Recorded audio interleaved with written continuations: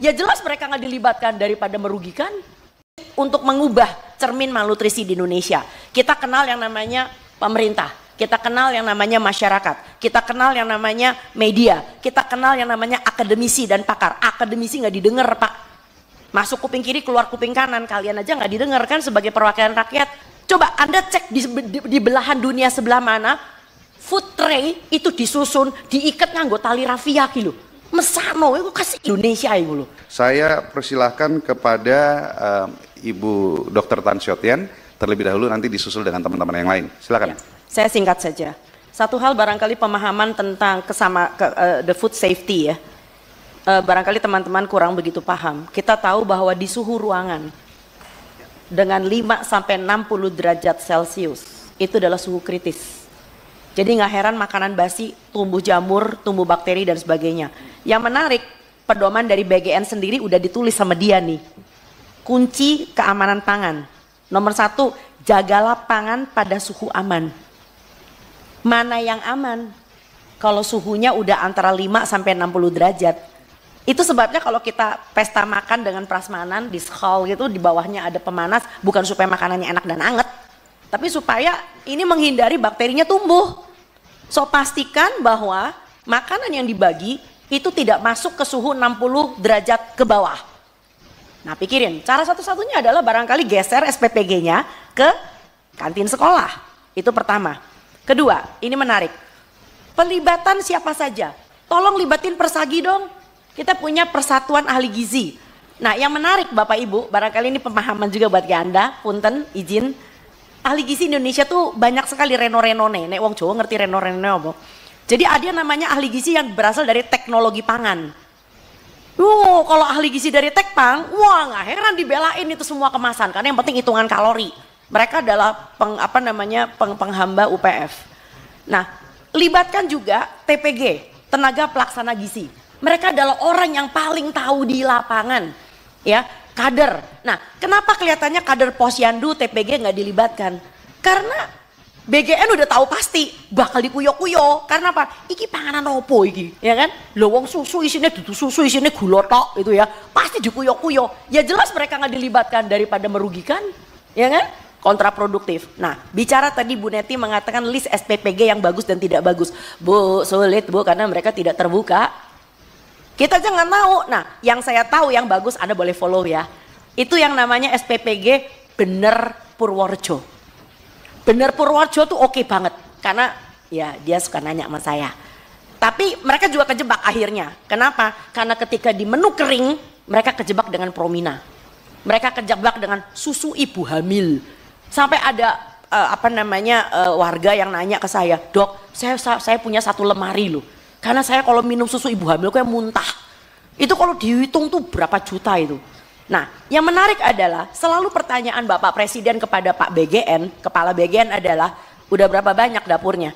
Udah berapa banyak orang yang terima? Dia nggak tahu bahwa yang terima itu ada juga yang kejet-kejet gitu loh ya.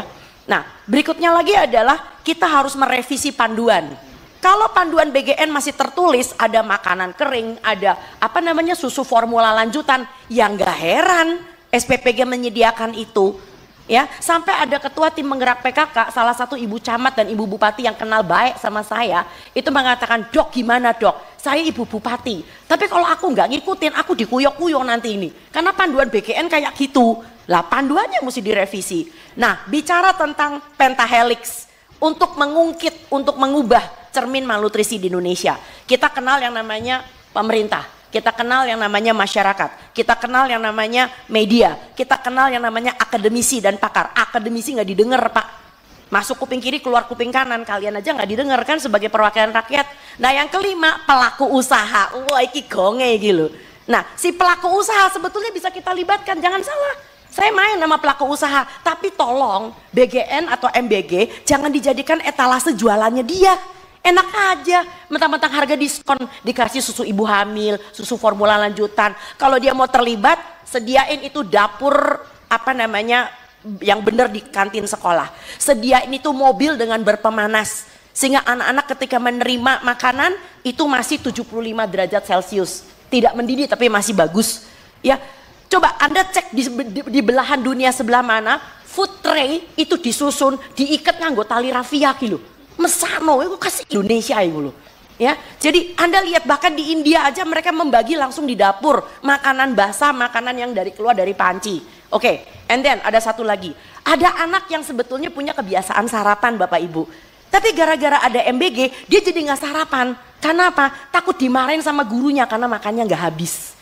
So jangan melihat dari satu sisi anak yang tidak sarapan loh. Ada anak yang kebiasaannya bagus udah sarapan, malah jadi nggak jadi sarapan.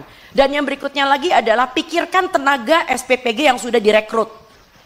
Ya kita juga nggak mau melakukan moratorium karena mereka adalah orang-orang yang udah senang dengan gaji 1,8 juta. Kayak kemarin tuh ada yang keluar di TikTok ya, wih gaji gue bagus. Sementara di tempat itu guru cuma 300.000 honornya per bulan. So saya tidak mau juga posyandu keseret. Karena sekarang udah kelihatan nih posyandu mulai keseret, saya udah bilang. Karena apa? Karena mereka sudah mulai membagi susu-susuan yang berasa-rasa, mulai membagi biskuit-biskuit. Nah, satu hal lagi adalah yang lebih penting. Tolong bedakan rekomendasi dari kritik. Saya pengen pemerintah kita itu dengar ini rekomendasi karena kita semua sayang bangsa ini. Kita cinta bangsa Indonesia, apapun warna kulit kita, apapun bentuk mata kita. Kita adalah orang Indonesia. Tapi tolong, semua yang sifatnya ingin mendukung dengan suatu ide-ide tertentu, jangan dianggap sebagai kritik. Jadi berasanya kayak the super body yang selalu benar. Itu sebabnya kenapa mereka tidak melibatkan posyandu, tidak melibatkan TPG, tidak melibatkan dan sebagainya. Bicara tadi Mas yang mengatakan tentang UPF yang masih bisa diterima. Barangkali saus tomat masih bisa diterima kali ya.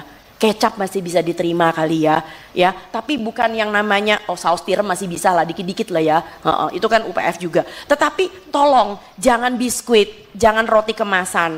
Dan tadi menarik bahwa salah seorang yang mengatakan bahwa Indonesia itu kekurangan makan sayur dan buah. Bapak Ibu, dari Survei Kesehatan Republik Indonesia 2024, Anda tahu jumlah orang Indonesia berapa persen yang kurang makan sayur dan buah? Saya sebutin angkanya biar kejet-kejet. 96,5%. Ini adalah tanah air yang kaya. Varian sayur dan buah terbanyak di seluruh daerah tropis ada di negeri ini. Tapi Anda bikin anak-anak Anda makan bakmi, anak-anak Anda makan spaghetti, requestnya adalah burger. This does not make sense at all. Terakhir, intoleransi beda dengan alergi. Jadi kalau nanti misalnya Anda memanggil BGN dan BGN dengan gagahnya mengatakan nggak ada tuh yang muntah, lah iya, intoleransi beda dengan alergi. Alergi saat diberi langsung muntah, langsung diare, langsung mencret, langsung berak-berak. Tapi intoleransi itu ibaratnya seperti Anda punya mertua 3 bulan di rumah. Kalau dia baru datang 3 hari nggak apa-apa, it's okay. Tapi begitu mertua ini mulai 3 bulan, jadi yang disebut dengan exposure, paparannya harus sering. Tiap hari minum susu, lah jeder. Setelah sebulan 2 minggu, mulai kembung, mencret. Itu intoleransi. Jadi intoleransi beda dengan alergi. Jadi saya sakit hati kalau ada orang mengatakan itu dasar norak aja nggak biasa makan enak. Bukan nggak bisa makan enak karena diintoleransi. Dokter kan juga nggak bisa makan tiramisu.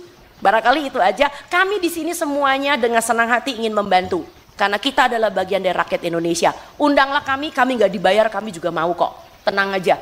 So silahkan Bapak Ibu yang terhormat, ini adalah suatu ajuan dari kami.